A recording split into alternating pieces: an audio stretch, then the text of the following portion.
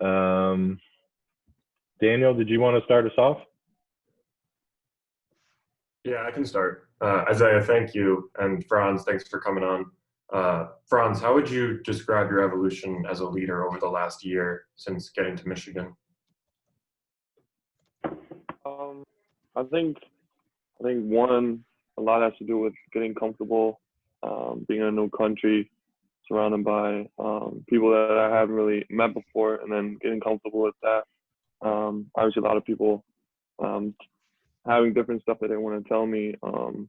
Basketball style is a lot different from back home, so I think one, I had to get used to that, and then just kind of recognizing during the year that I can really play with these dudes, and kind of having a huge imprint on the game, and getting more confident with a couple games under my belt. And I think another huge part was getting stronger during the season. When I look at the first couple games and then comparing to the last ones, I think you can see a huge difference in my body and that I got stronger throughout the season. So yeah, I think those two things were a huge part, kind of hard about last year.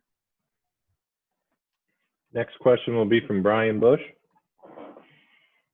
Hey, Franz, thanks for doing this. In terms of freshman to sophomore year, in terms of a leadership role, something that Isaiah talked about, it's a little bit different without Xavier and his voice in that locker room. How can you and others kind of assume that role, especially during a season that's probably going to be different than what you guys are accustomed to? I think it helps everybody now to have seen X last year, kind of see what he did, how much he did, how vocal he was, how much he talked to different people, the communication that goes into being a leader that you got to have with the coaches, but also with your teammates every day at practice, and also sometimes being the guy that is not liked by everybody on the team. I think that's a huge part of being a leader, is you got to say some things that aren't always, liked by the people that you say it to. So holding people accountable, I think that's a huge part. We talked about that a lot during quarantine as a team, that you gotta have people that are willing to learn and aren't necessarily pissed off when somebody tells you something that's for the better of the team, that you did something wrong or something like that. Just for the better of the team, something personal. And I think we got a couple guys that are stepping into the leader role. And I kind of like that we don't just have one guy that's very vocal, but a lot of different people that talk to freshmen, talk to people that ask questions and stuff like that. I think we have a good dynamic going. Ed, you are next. Franz, how have you guys just kind of worked through COVID? What's it been like, and just how odd has it been going through such a unique time frame? Yeah, I mean, like for everybody else probably on this call, it was really weird not being able to see a lot of people, having that day-to-day with it is that just a day-to-day conversation that you have with your people, just seeing the 3-4 people every day. Obviously I love my family, but sometimes I think everybody agrees, sometimes you got to see somebody else. But yeah, it was definitely a frustrating transition, I'd say, at the start, having the season cut short and then kind of realizing that was literally it. And yeah, it's still going on, obviously really frustrating for everybody. But I think as a team, we got better coming out of quarantine with a lot of Zoom calls when we couldn't be together. And then in the summer, with workouts starting to pick up, I think you can feel that we had that connection coming out of quarantine. So I think that was really good for us as a team. Tom Crawford, you're next. Yeah, Franz, I want you to go back to last year, the injury. I mean, you had the great camp, and then you got the injury, and it set you back. How much impact did that have negatively on you, and when did finally things feel like you're getting in the groove, you're getting in that sweet spot as the season went on?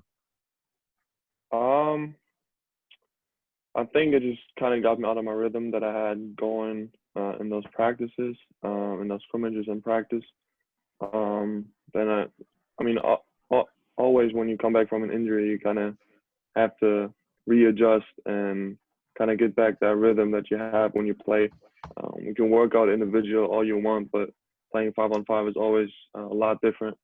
And then adding to that, like I said before, I never played a college game before, so I think those two things together, caused me a little bit to struggle at the start. But coming into the college season, I kind of knew that. There was a lot of different things that I had to adjust to, and I was willing to kind of have some games where I won't have the best game individually, but still trying to figure out some ways I can help the team win. So I think for those first couple games, I think that was really the most important thing. Even when my shot isn't falling or when I'm not having the best game offensively, which normally is my game, I can still help the team win. I think I found a couple ways to do that, and I'm really proud of that I did that. And then throughout the season, like I said, I got more comfortable. Shots started falling more, and I got more confident. I think that was a huge part for kind of those last couple of games where I played better. Thanks. Next question is from Hunter. Hey, Franz, you had a great freshman season last year, which led to a lot of NBA buzz. That you decided to come back to Michigan. What were the major factors in making that decision to return to Ann Arbor? It really wasn't that big a decision for me. I mean, you kind of get that sheet of paper that you're supposed to send into the NBA, and then you kind of get some feedback from where they kind of rank you right now. And that's really all I wanted. I kind of knew that I wasn't a lottery pick or anything like that. So once I got the information back, it was motivation, but at the same time, it was also like being grateful that I'm in the right spot. I'm on the kind of going in the right direction. Thank you. Next question is from Theo. Hi, Franz. You talked earlier about Xavier as a leader. With him and Teskey graduating, what have you seen differently out of Isaiah this year, kind of stepping up into that role? I mean, it's not too different. It's just he kind of did that last year too. Obviously, not as much because we had X, but I mean, he was one of the leaders on the team last year too. I think now, obviously, with him being the senior, and Eli too, they're stepping up a little bit more than they did last year. I think that's natural. I think they're doing a good job with how they're doing it in different styles. But yeah, like I said, we got a lot of leadership personalities on the team that kind of do their own way leading the team. So really like that. Next question will be from Orion. Hey, Franz. Going back to that piece of paper you just mentioned during the pre-draft process, what did that say? I mean, it kind I'm of shows sorry, you the he's not. percentages. Hold on, Franz. He should keep that private, Orion. Sorry. All right. So he can't share like the type of feedback he got from teams? No, they don't like us to do that. So I'd like to take a pass on that respectfully. Appreciate that, Peter. Oh, okay. All right, fine. Sure. I guess then I'm sure the coaching staff has had discussions with you about your role this year and how that could change. You know, what have those conversations been like, and what are your expectations for your sophomore year? I mean, yeah, I just want to make the next step as a player. I think part of that is being more vocal and kind of stepping into a leader role. I think I had a good freshman season and kind of want to build off of that. Like I said, last year there was a lot of things I had to adjust to, and now I already did that. So I feel good where I am. I feel good with the way that I handle quarantine from a physical standpoint in terms of getting better as a player. Yeah, and I'm just ready to take the next step and help the team even more than last year. Mm-hmm. And then to follow up, you mentioned earlier that you didn't anticipate being a lottery pick. What do you have to do to become that lottery pick then? I mean, I'm not too worried about that, to be honest. I think if you worry about that right now, you're never going to be a lottery pick. If I worry about winning the most games with Michigan and working every day on what helps the team win, I think that's when I'll be in the best position for myself to get to anything like that. But I'm really just worried about getting better within my team, because when we win as a team, everybody looks better. Next question will be from Andrew. Hey, Franz, I'm wondering how much 5-on-5, like full court, you guys have been able to do to this point. Like, what kind of sense do you have of this team? You know, how they'd actually look when real games happen. Yeah, we haven't played too much. We played like the last, I'd say like 2 weeks. We played more 5-on-5, a lot of 4-on-4 too. And like obviously, a part of it is kind of getting in the condition to do that again when we all haven't played a game since March. So playing one-on-one and open gym and stuff like that is good, but really playing a game within our principles and talking as much as we want on defense and stuff like that, I think that's a different thing. So we haven't played too much, but I got a good sense of how we play and yeah, kind of how versatile we are. I think you can see that we have a lot of guys that can do stuff with the ball and can also shoot off the ball. So those two things are, I think, always good for an offense. And how has Hunter Dickinson looked in those opportunities? How does he fit in as a freshman? Hunter's a great guy, man. He's always ready to compete.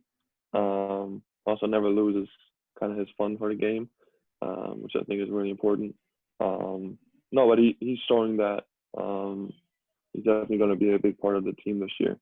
And obviously he has a lot of stuff to figure out yet. And I think he will, because he's always asking questions, always tries to get better. But yeah, no, he's been looking good, just like everybody else, I think. Thanks. We have a follow-up from Hunter.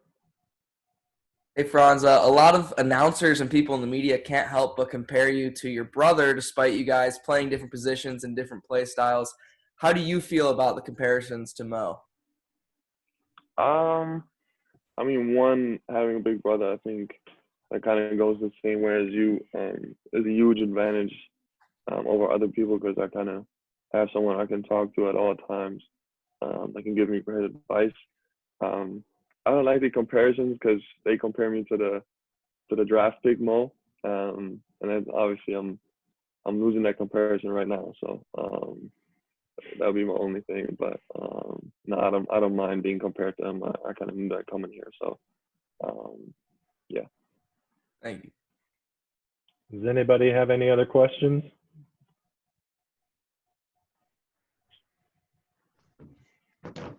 Okay, guys, we appreciate your time. Franz, thank you. Have a good afternoon. No problem. Thank you, guys. Thanks, Tom. So, all right, take care, everyone. Franz. Hey, Tom, any idea when a schedule will be released? No, I do not. I have not gotten any updates. Okay. I'll keep you posted if I do, though. I think we're just waiting on the Big Ten. Appreciate it.